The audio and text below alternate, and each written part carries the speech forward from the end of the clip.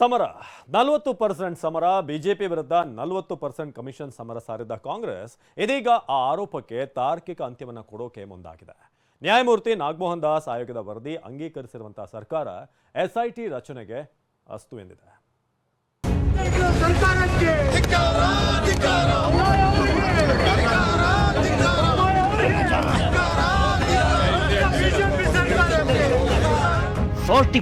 Commission pay CM posters.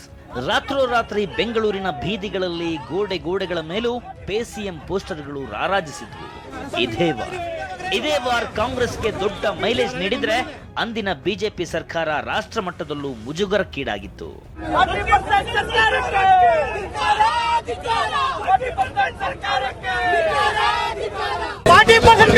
BJP ವಿರುದ್ಧ 40% commission ಆರೋಪ ಮಾಡಿ ಸಮರ ಸಾರಿದ್ದ ಕಾಂಗ್ರೆಸ್ ಇದೀಗ ಎಸ್ಐಟಿ ತನಿಖೆಗೆ ಅಸ್ತು ಎಂದಿದೆ. 40% ಕಮಿಷನ್ ತನಿಖೆ ನಡೆಸಲು ಎಸ್ಐಟಿ ರಚನೆಗೆ ಮುಂದಾಗಿದೆ.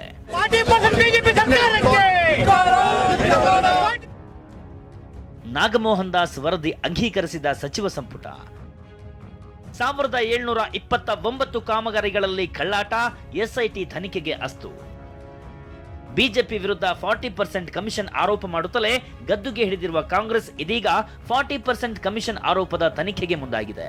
5 ಇಲಾಖೆಗಳಲ್ಲಿ 40% ಕಮಿಷನ್ ಬಗ್ಗೆ ರಾಜ್ಯ ಗುತ್ತಿಗೆದಾರರ ಸಂಘ ಗಂಭೀರ ಆರೋಪ ಮಾಡಿತ್ತು. ಸರ್ಕಾರ ಈ ಬಗ್ಗೆ ತನಿಖೆಗೆ ನ್ಯಾಯಮೂರ್ತಿ ನಾಗಮೋಹನ್ ದಾಸ್ ನೇತೃತ್ವದ ವಿಚಾರಣಾ ಆಯೋಗ ರಚನೆ ಮಾಡಿತ್ತು. ಇದೀಗ ಆಯೋಗ ಸರ್ಕಾರಕ್ಕೆ 20,000 ಪುಟಗಳ ವರದಿ ಸಲ್ಲಿಸಿದೆ. ಹಾಗಾದ್ರೆ ನ್ಯಾಯಮೂರ್ತಿ ನಾಗಮೋಹನ್ ದಾಸ್ ವರದಿಯಲ್ಲಿ ಏನಿದೆ ಅನ್ನೋದನ್ನ ನೋಡೋದಾದ್ರೆ, ನ್ಯಾಯಮೂರ್ತಿ ನಾಗಮೋಹನ್ ದಾಸ್ ನೇತೃತ್ವದ ವಿಚಾರಣಾ ಆಯೋಗ ಗುತ್ತಿಗೆದಾರರು ಮಾಡಿದ ಆರೋಪದಂತೆ 5 ಇಲಾಖೆಗಳಲ್ಲಿ ನಡೆದ ಕಾಮಗಾರಿಗಳ ಬಗ್ಗೆ ಇಂಚಿಂಚು ಮಾಹಿತಿ ಕಲೆ ಹಾಕಿದೆ. 2019ರಿಂದ 2023ರವರೆಗೆ ನಡೆದ ಎಲ್ಲಾ ಕಾಮಗಾರಿಗಳ ಬಗ್ಗೆ ತನಿಖೆ ಮಾಡಿದೆ. 3 ಲಕ್ಷ ಕಾಮಗಾರಿಗಳ ಪೈಕಿ 1729 ಕಾಮಗಾರಿಗಳ ಬಗ್ಗೆ ಆಪಾದನೆ ಕೇಳಿ ಬಂದಿದೆ. ಕೆಲವು ಕಾಮಗಾರಿಯಲ್ಲಿ ಅನುದಾನಕ್ಕಿಂತ ಹೆಚ್ಚಿನ ಕೆಲಸ ಕೊಡಲಾಗಿದೆ. ಕಡಿಮೆ ಅನುದಾನ ಬಿಡುಗಡೆ ಆದರೂ ಹೆಚ್ಚಿನ ಹಣ ಪಾವತಿ ಆಗಿರೋದು, ಟೆಂಡರ್ ಪ್ರಕ್ರಿಯೆಯಲ್ಲೂ ತಪ್ಪುಗಳಾಗಿರೋದು, ಪ್ರಭಾವಿಗಳ ಹಸ್ತಕ್ಷೇಪದ ಬಗ್ಗೆಯೂ ವರದಿಯಲ್ಲಿ ವಿವರಣೆ ನೀಡಲಾಗಿದೆ. ಇವತ್ತು ಸಿಎಂ ಸಿದ್ದರಾಮಯ್ಯ ನೇತೃತ್ವದಲ್ಲಿ ನಡೆದ ಸಚಿವ ಸಂಪುಟ ಸಭೆಯಲ್ಲಿ ಇದೇ ವರದಿಯನ್ನ ಆಧರಿಸಿ ಎಸ್ಐಟಿ ತನಿಖೆಗೆ ಒಪ್ಪಿಗೆ ನೀಡಲಾಗಿದೆ.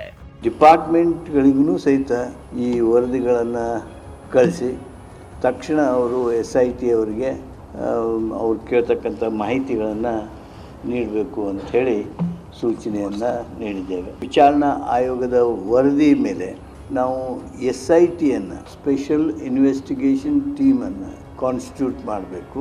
ಆದಷ್ಟು ಬೇಗ 2 ತಿಂಗಳಲ್ಲಿ ವರದಿಯನ್ನು ಅಥವಾ ಕ್ರಮಗಳನ್ನು ತೆಗೆದುಕೊಳ್ಳೋದಕ್ಕೆ SITಗೆ ಸೂಚಿಸಬೇಕು ಅನ್ನೋದು.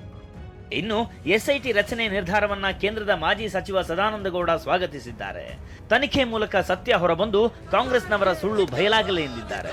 ನಾನು ಇದನ್ನು ಸ್ವಾಗತ ಮಾಡ್ತೀನಿ. ಯಾವುದೋ ಸುಳ್ಳು ಹೇಳಿಕೆಗಳನ್ನು ಕೊಟ್ಟು 40% ಮತ್ತೊಂದು ಮಾಡಿ ಅಧಿಕಾರಕ್ಕೆ ಬಂದವರು 2 ವರ್ಷ ಅದನ್ನು ಒಂದು ರಿಪೋರ್ಟ್ ಪಡ್ಕೊಳ್ಳಿಕ್ಕೆ ಅವರಿಗೆ ಆಗಲಿಲ್ಲ. ಆ ಭ್ರಷ್ಟಾಚಾರ ನಡೆದಿದೆ ಅಂತ ಹೇಳಿದಂಥ ಸುಳ್ಳು ಆರೋಪವನ್ನು ಸಾಬೀತು ಮಾಡುವಂಥ ಆ ಮಹತ್ತರ ಜವಾಬ್ದಾರಿ ಇವತ್ತು ಅವ್ರ ಮೇಲೆ ಇದೆ.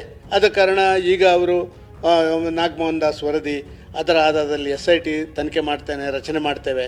ಒಟ್ಟು ಇದೊಂದು ಉದ್ದ ಎಳೆಯುವಂಥದ್ದು ಮತ್ತು ಜವಾಬ್ದಾರಿಯನ್ನು ತಪ್ಪಿಸಿಕೊಳ್ಳುವಂಥ ಈ ಕಾಂಗ್ರೆಸ್ಸಿಂದು ಇದು ಎಲ್ರಿಗೂ ಗೊತ್ತಿರುವಂಥದ್ದು. ಆಗ ಬಿಜೆಪಿ ವಿರುದ್ಧ 40% ಕಮಿಷನ್ ಆರೋಪ ಮಾಡಿದ್ದ ಕಾಂಗ್ರೆಸ್ ವಿರುದ್ಧ ಇದೀಗ ಬಿಜೆಪಿ 60% ಕಮಿಷನ್ ಆರೋಪ ಮಾಡ್ತಿದೆ. ಹೋರಾಟಕ್ಕೂ ಇಳಿದಿದೆ. ಇದರ ಬೆನ್ನಲ್ಲೇ ಸರ್ಕಾರ 40% ಕಮಿಷನ್ ತನಿಖೆಗೆ SIT ತಂಡ ರಚನೆ ಮಾಡಿ ಬಿಜೆಪಿಗೆ ದೊಡ್ಡ ಶಾಕ್ ಕೊಟ್ಟಿದೆ. ಸುನಿಲ್, TV9 ಬೆಂಗಳೂರು.